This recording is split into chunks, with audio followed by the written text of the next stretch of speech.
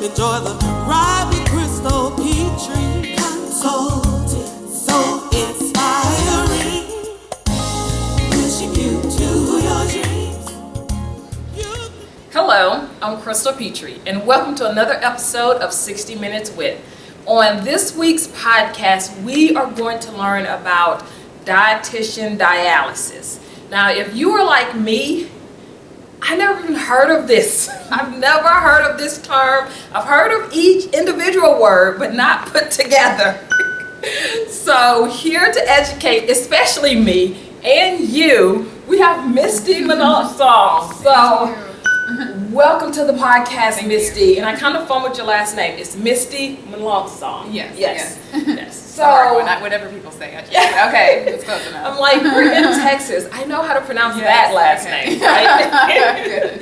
So obviously, my first question is, what is a dietitian dialysis? And you're a nurse, correct? A dietitian, registered Yes, dietitian. yes. So I work directly with dialysis patients. Yeah. Mhm. I work at a dialysis clinic, and I see them while they're on treatment.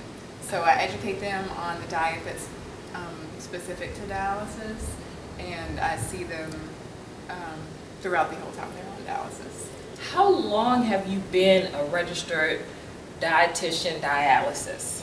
So I've been a dietitian for 15 years. I've been in dialysis for almost 6 years. Oh, okay. So the 6 years, that's in conjunction with the 15 years, correct? Yes, Is what I'm yes. thinking. Yes. Okay. And how does somebody, or how did you know this was what you wanted to do?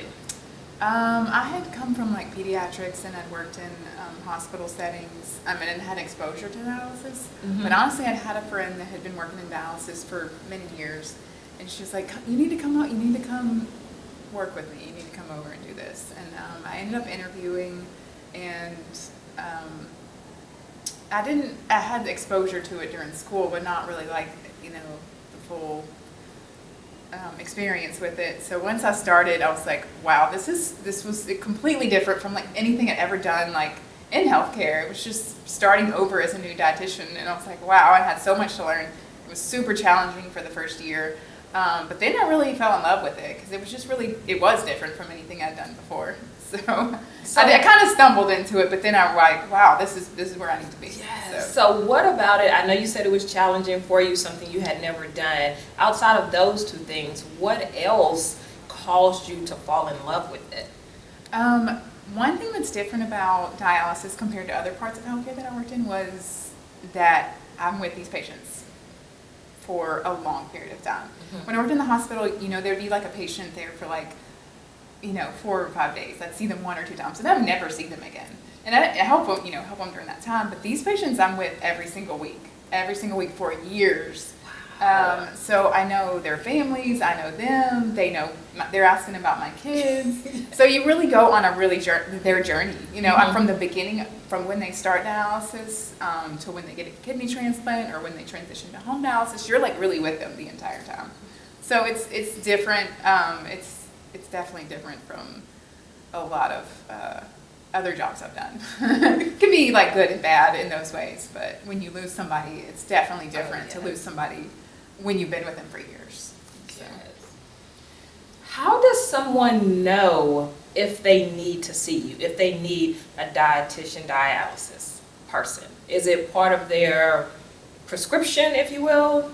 Yeah, so it's a state requirement actually for every dialysis patient to see the dietitian.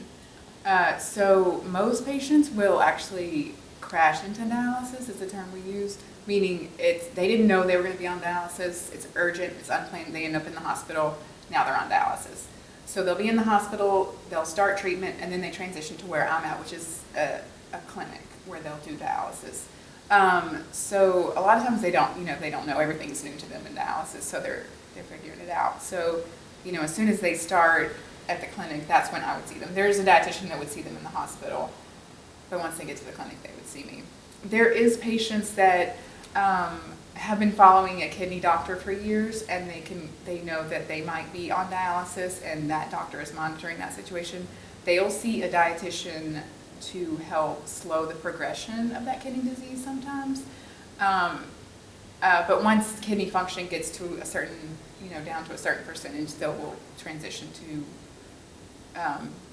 dialysis, then they'll start seeing me. So those people are a little more prepared, but I think like 80% crash. So it's a lot of people that it's just like the whole situation is new. Mm-hmm. So, and they have no idea.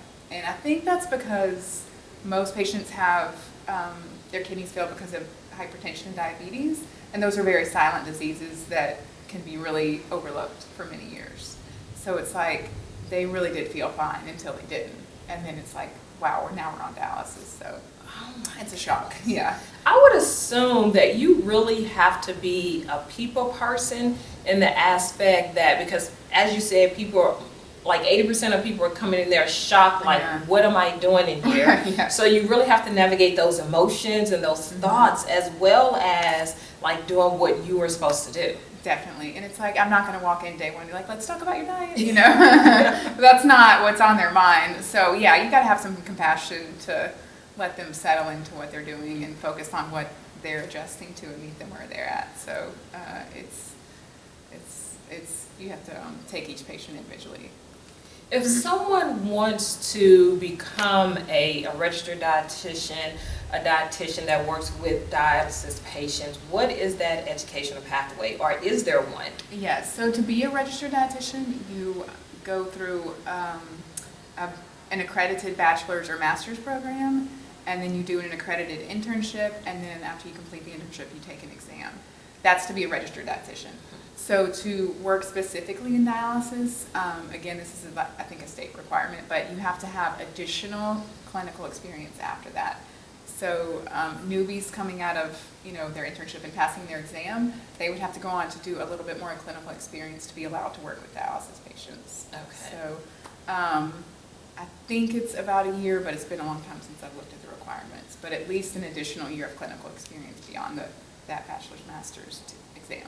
So there is a degree plan for a dietitian? Mm-hmm. Yep. Yeah. And there's a master's degree plan for a dietitian? Yeah. What? And an exam, which is, yeah.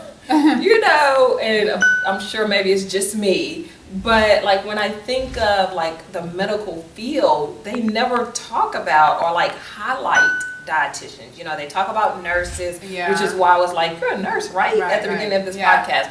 Or they talk about like doctors or dentists and things like that. But being a dietitian isn't highlighted at all. I don't think I've ever seen a dietitian on Grey's Anatomy. Yes! Like, what's up? Come on. It's true. Definitely like some unsung heroes in the background. But Exactly. We're out there, I swear. Now, I know, Misty, that this is a broad question, and I'm sure it's different for each patient. But what would you say is the best diet for someone that's on dialysis? It's very individualized. There's definitely like key nutrients we focus on. Mm-hmm. If you're thinking about all the functions of the kidney, it regulates your fluids, your potassium, calcium. It promotes healthy bone metabolism, helps with red blood cell production. It's like a lot of functions. Wow. So when you go on dialysis, it doesn't completely replace kidney function. It does about 10 to 15% of what the kidneys do. Healthy kidneys are running 24/7. They can perform these functions seamlessly. But when you're on dialysis, you're only getting that 10 to 15%. So it's not really able to do those functions, sometimes at all, sometimes just not as well. So the long-term complications from not functioning as well is what I'm trying to prevent as a dietitian. So like the kidneys with the most obvious one that people think of is, people urinate. It gets rid of that fluid. So when you have patients that no longer urinate because they don't have that kidney function, that fluid has nowhere to go except to stay in the body. So that's like the easiest way for people to understand when that fluid builds up and it's damaging the heart, it's making their legs swell, all those things. Then now we're going to manage it through diet. Because let's monitor what we're taking in, because the only time we're getting that fluid off is during dialysis. And for every patient, that is different. We start off, I start off very generally, and as I get to know that patient, I have patients that don't urinate at all. I have patients that urinate 10 times a day. So fluid's really not an issue for them. Right. I have patients that struggle with very high potassium. So that's really important to manage. And then I have patients who have normal potassium and they have dialysis and it actually makes it too low. So then we're working, so every patient is individualized, but there's definitely like some areas of focus for those patients. And it kind of comes back to that kidney function. Like, what are the kidneys doing or not doing now that we need to manage? So it sounds like the kidneys are like the body's filtration system. Yeah, they do remove some waste. Yeah, they help remove waste. Like excess potassium is removed for the kidneys. Protein waste is removed through the kidneys. So yes, and when you don't have that 24/7 function to remove it, then that stuff can build up and cause some problems. Right. So you said you have patients that will urinate like 10 times a day. Is that a bad thing? Oh no. Everybody's just got their own. We just have to manage it a different way. Yeah. Okay. That's extreme. There's only a few patients that have said that. But just to show you that there's just a high variability in what the diet can look like, because everybody's there's extremes at both ends. Yeah. What would you say are some dietary restrictions for patients that are on dialysis? Again, very individualized, but additives in the diet, like phosphorus. Phosphorus is in a lot of foods, but there's like the added phosphorus preservative. And then again, back like to the potassium, if there's some issues with them having high potassium, okay, let's look at let's not make this worse with diet. And then fluids. So again, very individualized, very much based on the patient and focused on those nutrients. So like the calcium and the vitamin D and all those things that are regulated by the kidneys are going to be the focus. Okay. Everyone, I know you said it's a state mandate, which I didn't even know that, but everyone on dialysis, do they have to have a dietitian? Like if they're eating healthy and maintaining their weight, do they still need to have? Yes, they have to be seen at least monthly. For those new patients, they may be very stable and I may, check in with them and they're like, really don't have any issues. And they can also say, I don't want to talk to you. I have to, offer my services, of course. But new patients, they're seen more frequently. And then unstable patients are seen more frequently. Those first 90 days are a transition, and we really monitor them closely. So there's some requirements where we have to see them a lot more often, and then at least monthly. But usually it's they like to have the support. They like to have that information.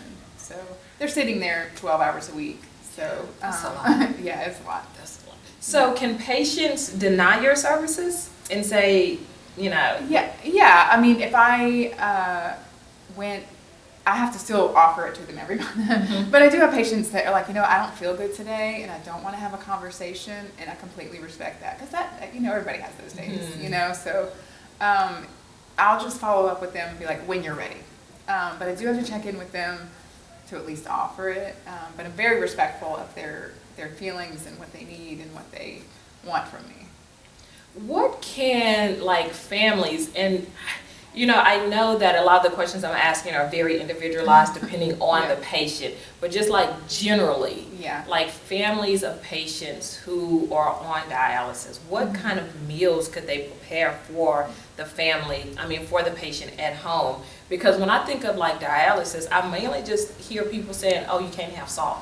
Oh yeah, so I think that probably for family members trying to cook and provide, it's really you want to cook from scratch. You want to cook from fresh foods, because you can really control what goes into it. So you can control that sodium, and you really have you're avoiding those added preservatives. You're avoiding a lot of things that the kidneys have to filter out. So that's what I would probably say. And then I usually provide my patients with a list of foods that they can eat. And it's still a big list. It's a lot of foods they can have. So, and there's recipes I can print for them. But in general, I would say just preparing from scratch, which is difficult.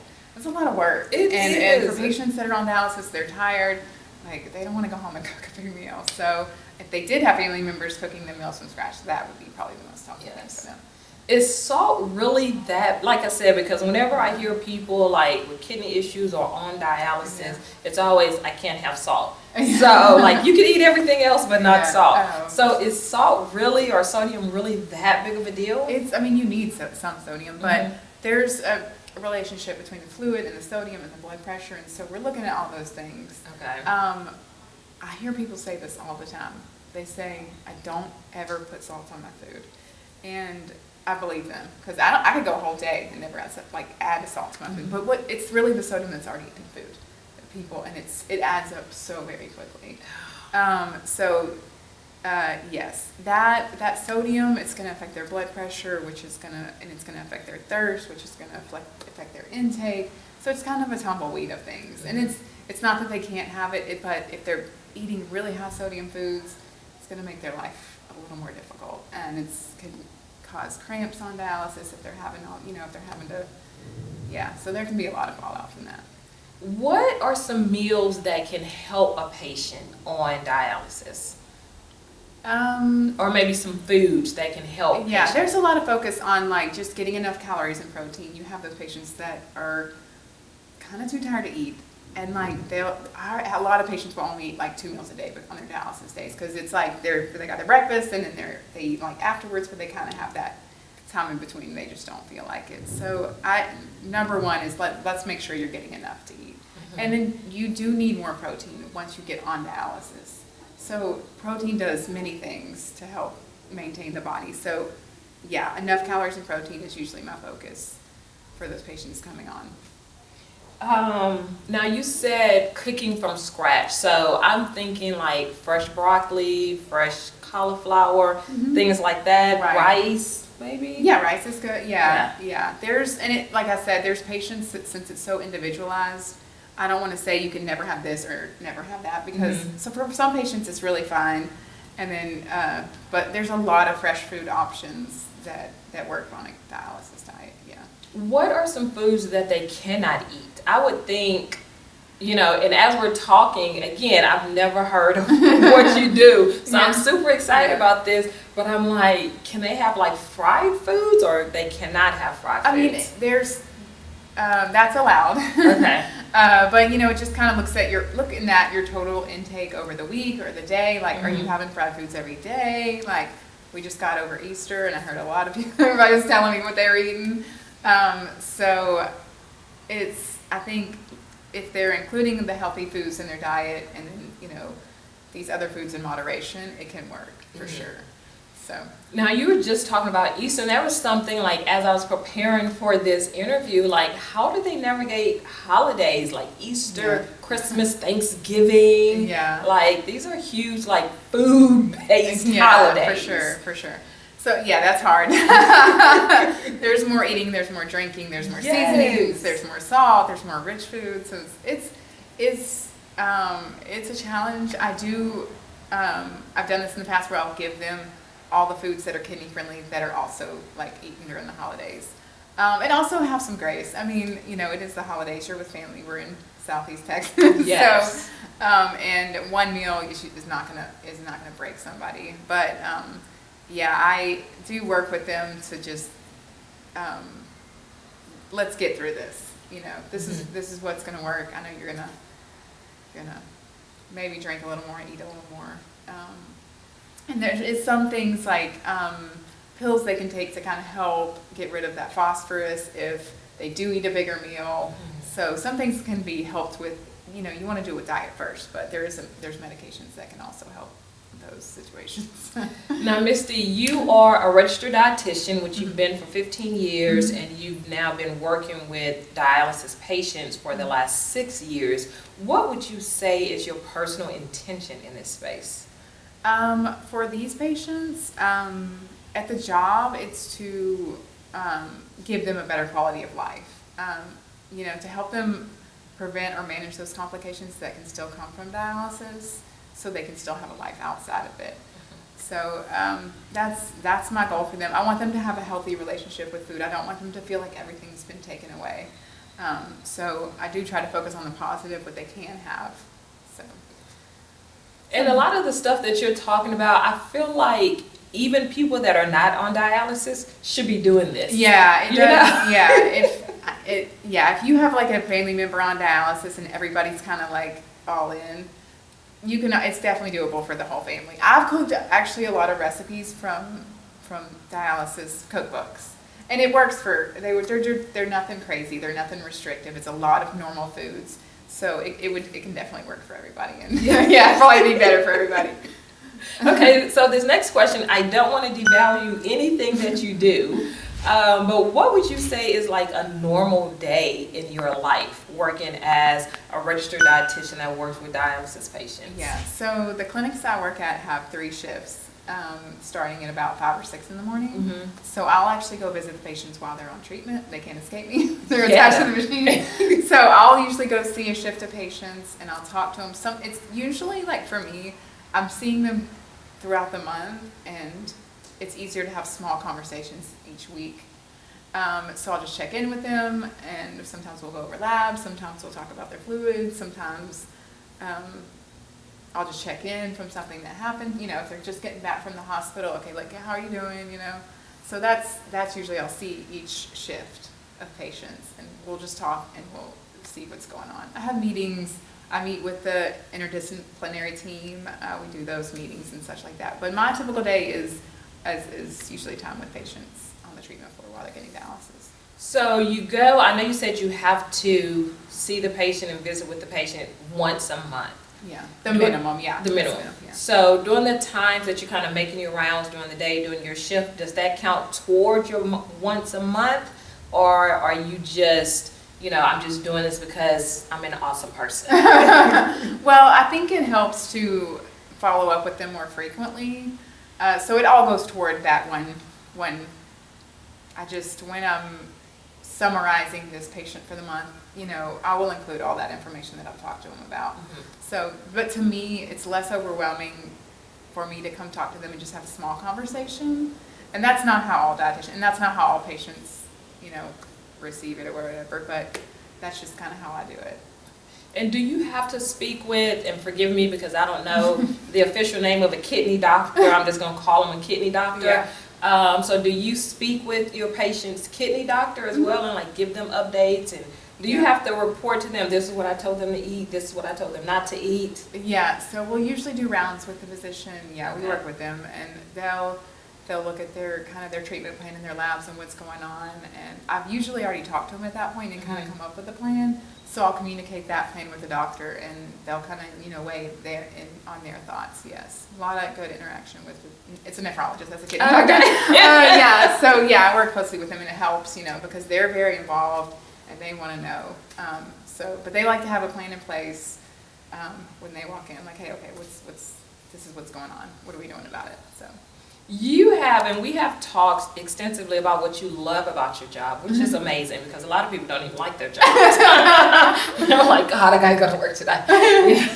So, are there any challenges at your job? I think for me, probably the biggest one is that I'm actually an introvert. So I'm like, how did I end up in a job where I talk to so many people all day? And on a podcast.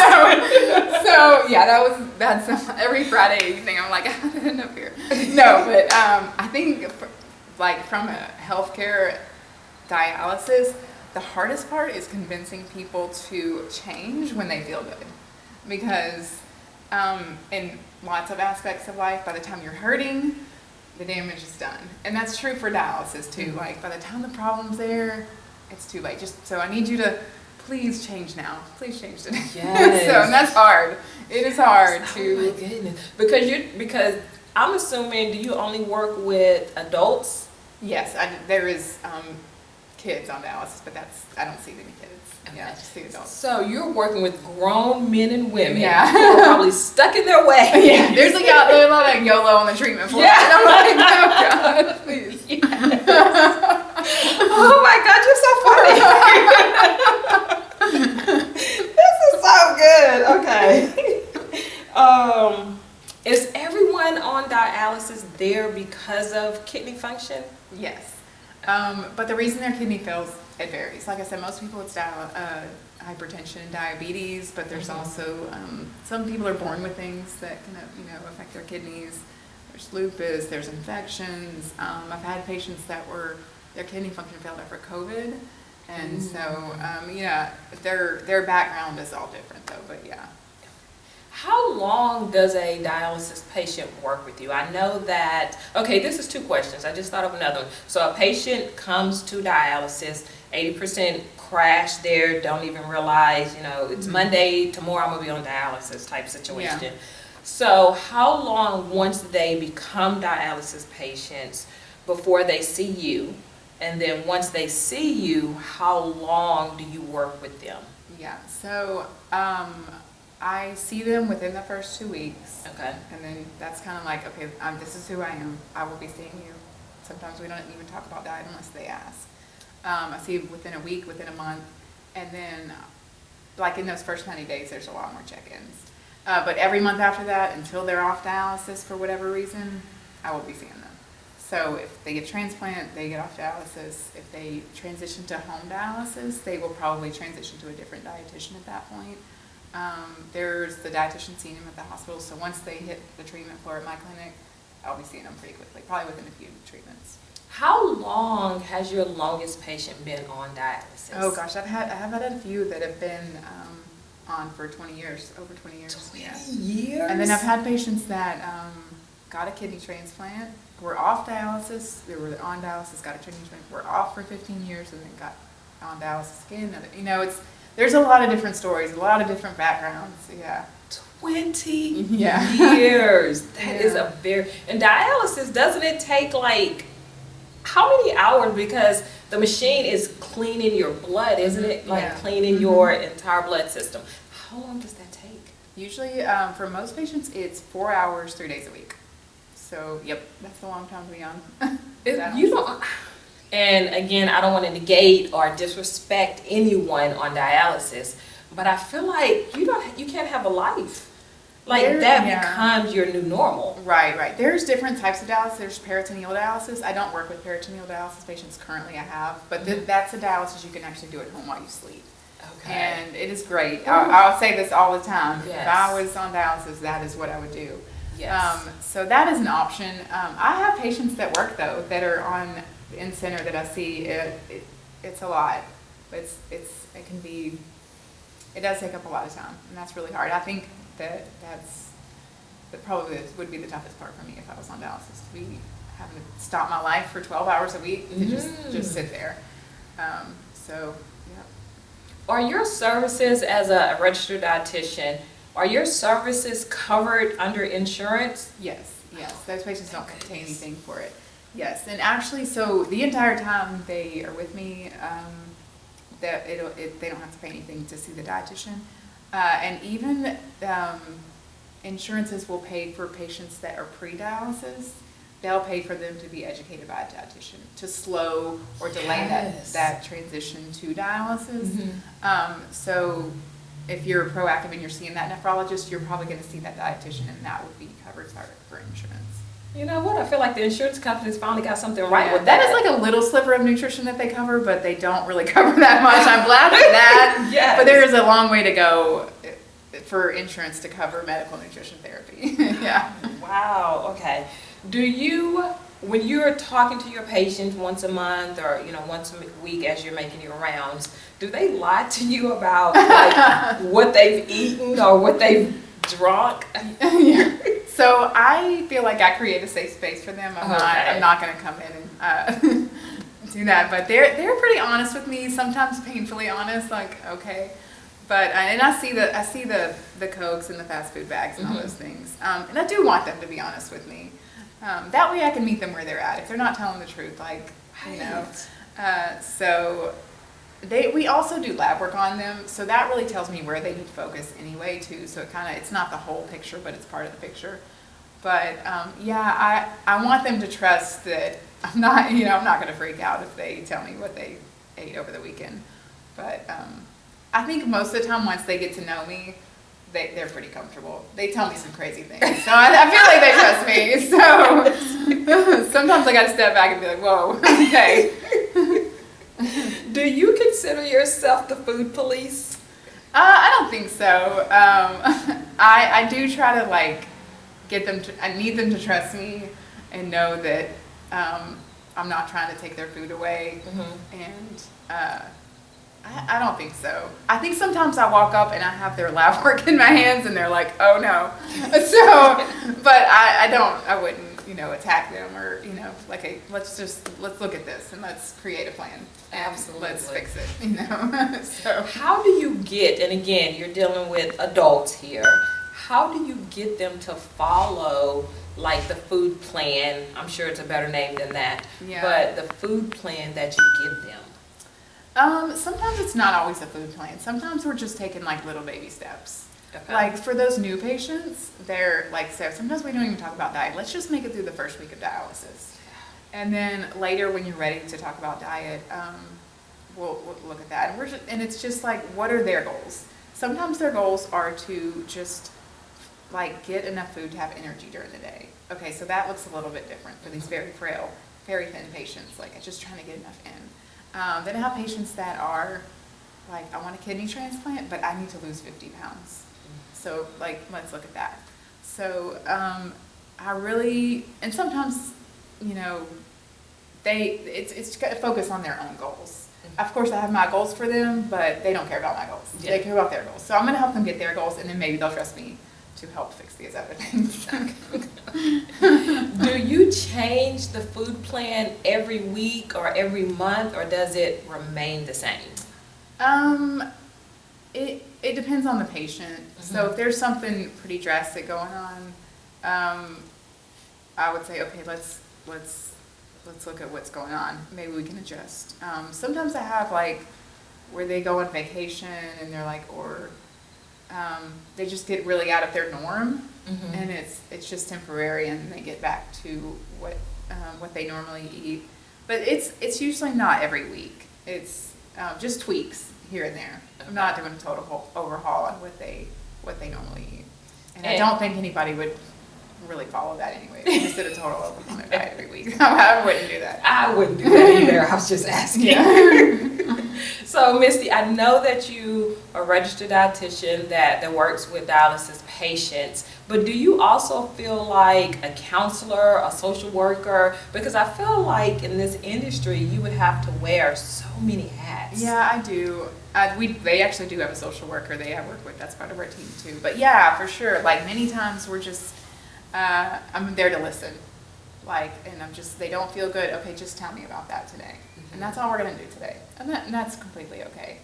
So yeah. And like I said, I think that's true with any kind of like, when you're trying to make behavior change, like you got to listen to their needs first. You can't just jump in with what you want to do. They don't care about that. Yes. They care about what's going on in front of them right now.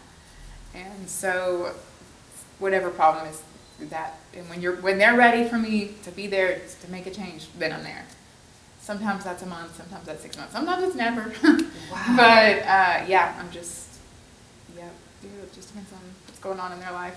Man, this is so interesting to me. It really, really is, because like I said, of course I've heard of, a registered dietitian. Of course I've heard of, dialysis patients, but the two together, I've never heard of this before. Like, I'm just living in my own bubble here. I really am. Okay, this next question is a two-part question. What do you think patients that are on dialysis can do to make their life or their time on dialysis better and easier for them? That's the first question. The second question would be, what do you think patients that are on dialysis can do to make the relationship with you better? Okay, I'll probably answer that in one answer. But Okay. I think that they just need to trust me. Because everybody out there's got the magic cure. Everybody's a nutrition expert. Everybody's like, oh, if you just do this, it's going to cleanse your kidneys. If you just take this, I heard that, their neighbors, their sisters. I'm like, just trust that I have your best interest. I have the experience, I have the expertise, and just trust me that the information that I'm giving you is to help you.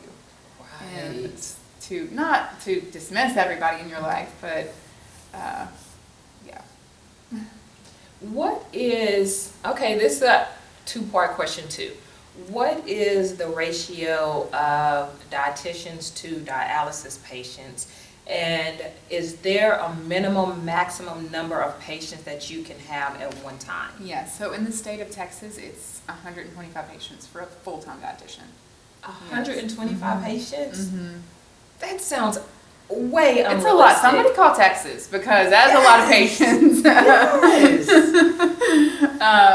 Yeah, but I do have like those more stable patients that really, you know, they're like, I check in with them, they're good, and they really, you know, it's really a lot of the time is taken probably to about 10 to 15% of those patients that are, you know, have issues, they're unstable, they're struggling, they're new, they're transitioning to something. So, like I said, those patients that's been on dialysis 20 years, they probably got it. Yeah, they are they right. So that's probably a shorter conversation for those patients. But yeah, it's a lot. Do you have 125 patients I'm about right now? 100, a little over 100.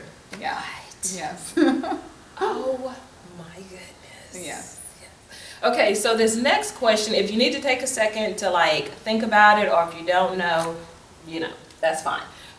So are diets different, and I know they're all individualized, but are diets different for people of different cultures? Yeah, I mean, if they have a diet, they follow a diet because of their culture, we're going to work with that for sure. So yeah, we work around that. We're not just going to put them in one, you know, same plan for every single person. And and we have a lot of education to respect that. So like, this is what they've been eating their whole life. This is what their family cooks. Like, of course, we're going to honor that, and we're going to make it work for them. Okay. So. Is that part of the schooling?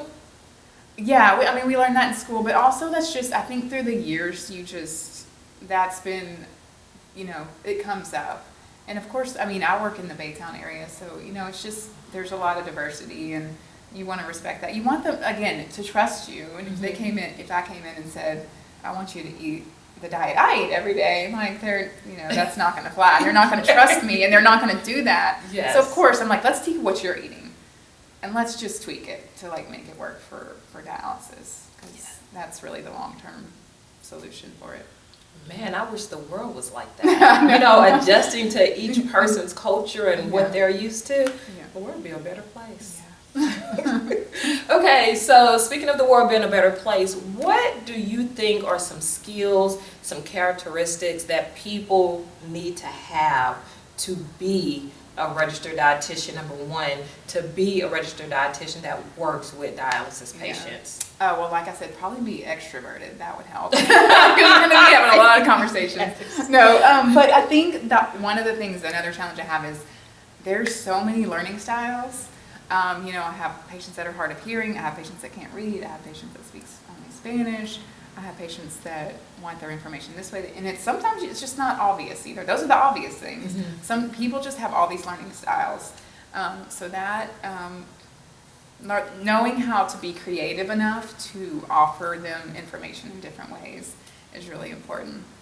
And having compassion, and I know that's really oversaid in healthcare, but to respect the fact that they just have a day where diet is not their focus, you know? And it just seems like sometimes you're like, why don't you just do what you're supposed to do? But I've been a patient, and I remember having days where I was like, you know what, I'm proud of myself for getting out of bed. So, you know, just having the compassion to really understand that those days come and go. So I think it's really easy to just be like, okay, you know, go follow this diet. And okay, why didn't you do that? But, you know, people have those days. And I think that if you've never really been a patient and you've never been down where you just couldn't even do simple tasks, that's hard to understand. Yes. So. Do you speak Spanish? No, I'm learning. Like Paquito. But we have a video interpreter. So it's like a live person that can help us interpret. And a lot of my coworkers speak Spanish. I'm trying to learn, it's just going very slow. Yes, yes. You know, you said that the word compassion was overused, and maybe it is overused, but it is underutilized. Because yes. I was speaking with someone. What I mean. I was speaking with someone yesterday, and we were talking about this exact same thing in the healthcare industry. And of course, it's not everyone, but it's a select few that there is no compassion there. Yeah. They just come in like, okay, check a box, Yeah. and then go on to the next one. Yeah. So, I mean, we need to bring back the compassion. We need to bring back the bedside manner Yeah. for patients. Yeah, that is, Yeah. it's hard. Yeah. Yes. So what would you say is the end goal for you? Like, as a registered dietitian that works with dialysis patients, what is your end goal? I think that it depends. If I can get everybody a kidney transplant and off dialysis, that would be great. But not every patient wants a kidney transplant, but I help them get there. If I want to get them where they want to be, whether that's just, I just want to live the last few years of my life and just be comfortable. I want to get a kidney transplant. I want to go to home dialysis. I want to try to recover kidney function if that's a possibility in the situation. So, but mostly to, definitely prevent those long-term complications and really just have a better quality of life, keep them out of the hospital. So I know I keep saying this, but very individualized, but different patients want different things. Right. And, I have young patients that are like, yeah, I just want to get back to live my life. Older patients like, it's okay. I'm okay with just doing this. And so there's a lot of variability in what these patients want and what their goals are. Is every patient on dialysis, do they eventually need a kidney transplant? A kidney transplant is like the ideal, but it's not always a possibility for everybody. You got to be a candidate. It's a very complicated process. But that's the ideal outcome for a dialysis patient in most situations. So I know that if, one of my loved ones, I would definitely go, I'd be like, you're not going to be on dialysis. I'm going to give you a kidney. Right. So that's, and if I was on dialysis, I'd be actively working to get a kidney very quickly, because that's just, a kidney is just so much better than having on the body than just the dialysis. I agree. I want to be sitting there for 12 hours a week. What is success for you? Oh gosh, to have a relationship with patients where they trust me, Okay. to where they feel comfortable to say, hey, this is a problem, can you help me fix it? So yeah, that's hard. Some of these people have had a really hard life, and it may take me being with them for about 6 months for them to be like, okay, she's showing up, she's going to be here, she's not going away. Mm-hmm. And this is the person I can go to when I have a problem with X, Y, and Z. So that relationship and that trust really helps them, and it helps me. So. What do you do to decompress? Because I feel like all day you're taking on everybody's problems and their anger, maybe their frustration, their sadness, their tears, like they're putting it all on you. Man, you just nailed it for sure. Well, by Friday night, I don't want anybody to talk to me. Yes. Like, we're not having conversations. We're definitely not talking about nutrition. Yes. We're gonna decompress by Friday. And usually I'm okay. Oh, after the weekend, I can kind of regroup and start back fresh on my day. I remember talking to, and this wasn't on the podcast, it was just someone that I knew, but she was a psychologist. And, she was talking about what she did to decompress, which was super funny to me. She would go home and watch, like, the reality TV shows. Oh, yeah. Because she was like, I don't have to break down anything. It's just, kind of in your face. Me and my kids do pizza movie night, and that is like me not cooking and me not thinking. We're just gonna sit down and have some popcorn and pizza. Yes. And then we'll start over on Saturday with maybe something different, but yeah, absolutely. Oh Yeah. my goodness. Okay, so I know you said when people get off dialysis, then they're no longer with you. They transition to, like, if they do home dialysis or something like that, they transition to like a registered dietitian at home. Mm-hmm. So how long once they get off dialysis are you still working with them before they get to the home registered dietitian? Yeah, usually there's like a transition period where we know That's what I'm asking. What's the transition period? Yeah. So they'll usually do the dialysis in center like for a kidney transplant situation, sometimes the hospital calls like, hey, we got a kidney, come on now. And that, like, I may have not even seen him that day. So it can be just that quick. But a lot of our kidney transplant patients will come back and visit, which is such a joy. Really? Yes, it's so good. It's great to see those people really thriving, but it's also great for the patients to see somebody that had a kidney transplant. And I love, those are great days. And they'll just come visit for fun, and that's great. For patients going to home dialysis, some clinics do both. The home dialysis patients really only have to be there like 1 to 2 days a week. So I still have an opportunity to see them. Okay. But for the patients that are transitioning to a different clinic, we'll usually know when their last day is, and it's kind of a bittersweet. Like, okay, you're going on to something better, but we're gonna miss you here. Yes. Yes. I would think the attachment, and I know we talked about like some challenges, in your job, but I would feel like the attachment would be a challenge for me because, I'm seeing you like 3 days a week, we're talking, we're sharing good times and bad times, our kids' birthdays, anniversaries, and then, tomorrow, I'm probably never going to see you again. Yeah. That would be a challenge. And I do lose patients. I mean, they go to the hospital and they don't come back, and that's a hard part of the job for sure. Yeah. Earlier in the podcast, you were talking about how proteins are beneficial for the kidneys. Explain to us, how are proteins beneficial for the kidneys?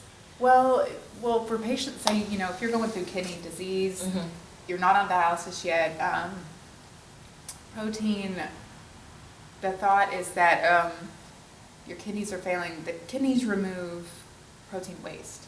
Okay. So when you have kidney disease, it's like, this is going to be, like if you're running a marathon, the kidneys are running a marathon, we're really struggling here, and then this protein comes in, it's like, hey, can you carry this bag of like rocks for me to the end of the finish line? Like, it's like extra work on the kidneys. So typically they'll kind of cut back on protein prior to starting dialysis to make less work on the kidneys that are already suffering.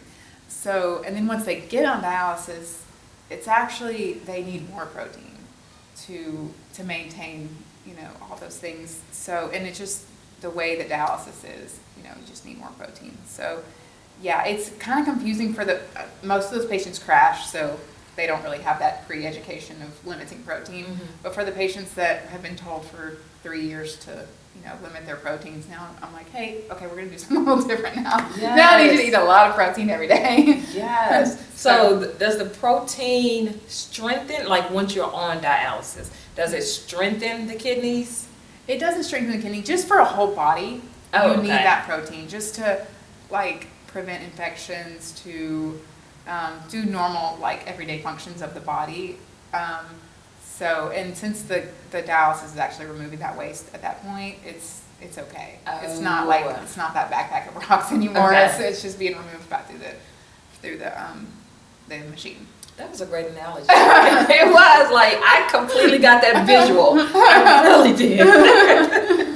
Okay, so my next question, same thing, but with sodium. So how does sodium affect the kidneys? So sodium, like I said, with the blood pressure, some patients have high blood pressure, they have low blood pressure, so, there's that regulation of that. Also, sodium increases thirst. So it tells the brain, you're thirsty, let's drink more, but for these patients that are having to limit their fluids, oh man, that's, that you don't want the brain telling you to drink more when you're only allowed 32 ounces a day, and you're not getting rid of that fluid, and it can build up. So that's the part of the sodium where they need to be careful with it. Yeah. And what about potassium? What does that do? Yeah, so excess potassium is removed by the kidneys. So when you don't have that kidney function there, dialysis does remove some potassium, so that's good. So if I have a patient that has like really abnormal potassium, I'm gonna the first thing I'm gonna look at is, are they coming to treatment? Because if they're not coming to treatment, that means they're not getting that routine removal of that potassium. So sometimes it's not always diet. Sometimes it's like, hey, just come to treatment. And then it can be exacerbated by diet, though. You don't want to have a patient with really high potassium that's like, I'm just going to go on a mango tangent for 6 weeks and make the situation worse. So you have the patients with too high potassium, and that's a very dangerous situation. Too much potassium can stop the heart. So some of those things I'm working with for patients are long-term complications, but for potassium, I might be making a phone call like that day. Like, hey, this is what your potassium is. I'm gonna call the doctor. Hey, this is what the potassium is. And we're gonna deal with it like right then. And like I said, on the flip side, some patients have low potassium, so you're dealing with the other end of it too. You really have to think outside the box and be like a creative person in your line of work. Yeah. Like, wow, because, you know, the entire podcast, you've been like, you know, well, it could be this, but it could be this, you know, depending on this person's this or this person's that. Like, you are constantly, like, thinking on your feet. Once you get to know the patients, though, and it's not, it's the new patients, you know, you're kind of get to know them. But when you've been with somebody for like 2 years, that it's not that as complicated as when it first starts. Right. What brings you happiness about your job? I think that I get to be, somebody asked me one time when I first started, they said, is a dialysis clinic depressing? And I said, actually, no, it's not. Every clinic has its own personality, but we do bingo, we do lobby days. I work with the social worker, we do activities with the patients. So it's really what you make it, and of course we try to make it as pleasant as we can for the patients. So I like that I do have some creativity to educate in different ways. So I do a lot of one-on-one education, obviously, but I have the freedom to educate in a variety of ways, in fun ways. And so it's really nice after, like, you know, going through charting all day and, you know, you got your routine of work, but you can kind of get outside the box and do something fun and creative. Absolutely. Okay. Well, we're about to end the podcast, but you have been so good. Thank you. You know, I'm just going to be honest. I thought, and I was excited because I get to learn something new, which is why I love my podcast. But I thought it was going to be very, I don't even know the word I'm looking for, but very black and white. Yeah. Like, I didn't think, you know, we were going to be laughing and talking and chatting it up. That was not on my bingo card for this podcast. It was not. I thought it was just going to be very black and white. This Crystal, this Crystal. But you have made this interview amazing. Thank you. I will say most dietitians are type A's, and I'm not. Okay. Again, how did I end up here? I don't know. What was it? But wow. Okay, so my final question for you, Misty. Who do you think would make a great guest on the podcast? But you have to help me get them on. Okay. Well, I have a friend, 2 people. My friend Summer Sanchez, who has an amazing YouTube channel. She does true crime, and she's not been doing it long, but she does an excellent job of storytelling. And I have a friend, Jamie, and she has a balloon business that has just been amazing to watch her create, and she does an excellent job of creating beautiful things for people.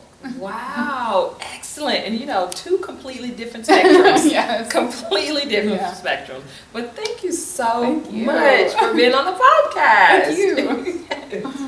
And thank you so much for tuning in and watching. You can get Misty's podcast and all of my other podcasts on YouTube Podcasts and Apple Podcasts. And remember, you always have time to listen and learn on the go. Come on, let's go on a journey. Sit back, buckle up, enjoy the